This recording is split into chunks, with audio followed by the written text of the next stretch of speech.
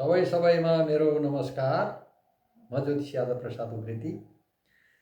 हामीले पितृ श्राप र प्रेत श्राप बारे हामीले केही चर्चा गऱ्यौँ भने, सर्पश्राप बारे हामी केही चर्चा गऱ्यौँ भने, अब आजको भिडियोमा चाहिँ प्रेत श्राप।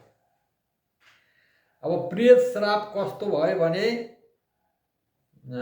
पर्दछ भने सूर्य र शनि पञ्चम भावमा, दुर्बल चन्द्रमा सातौं भावमा, राहु लग्नमा भए प्रेत श्राप पर्दछ को संकेत गर्दछ। प्रेत श्राप परेको छ तँलाई भनेर संकेत गर्दछ।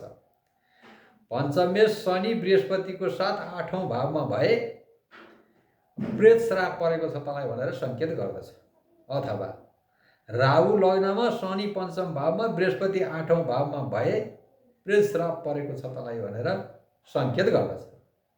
राहु लग्नमा बृहस्पति या शुक्रको साथ भएर शनि चन्द्रमा एक साथ लग्नका स्वामी आठौं भावमा भए प्रेत श्राप पर्दछ।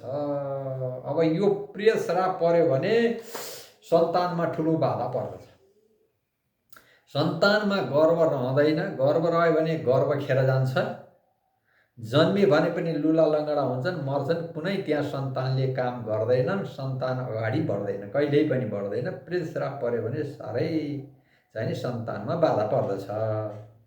अब प्रेत श्राप भने के त कसरी पर्दछ त भने, प्रेत श्राप भनेको कुनै आफ्ना वंशमा, आफ्ना तीन पुस्ताभित्र कुनै अगति परेर आत्महत्या गरेर यदि मरेका छन् अथवा चाहिँ दुर्घटना परेर मरेका छन् भने त्यो प्रेत हुन्छ।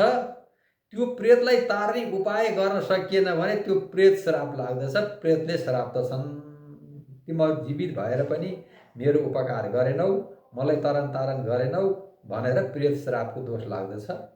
प्रेत श्राप पर्यो भने अब सन्तान मात्रै होइन, आर्थिक स्थिति कमजोरी पनि हुने, सधैँ घरमा बिमारी भइरहने, सधैँ धामी झाँक्री कहाँ दौडिरहनु पर्ने, यी आदि कुराहरू धेरै भइरहन्छन्।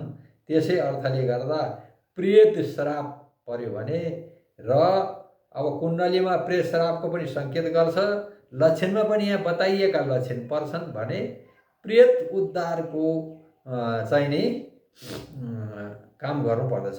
प्रेत उद्धार गर्नुपर्दछ, प्रेतलाई तार्ने उपाय गर्नुपर्दछ। अब प्रेतलाई कसरी तार्ने त भन्दा, अब प्रेतलाई तार्नलाई त चाहिँ नि पुराणहरू लगाइदिने, उसका नाउँमा पुराणहरू लगाइदिने, राम्रोसित पुराण लगाइदिने, भागवत लगाइदिने, कुनै पुराणहरू लगाइदिने, अनि त्यो प्रेतका लागि चाहिँ नि तीर्थ श्राद्धीहरू गरिदिने, गया श्राद्धीहरू गरिदिने इत्यादि कुरो गर्नु पर्यो।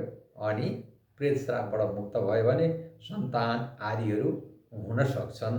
र अब त्यहाँभन्दा पछि सन्तान सुध्रिँदै पनि जान्छन्, नत्र भने सन्तान कहिले पनि सुध्रिँदैनन्। यो पक्का कुरा छ।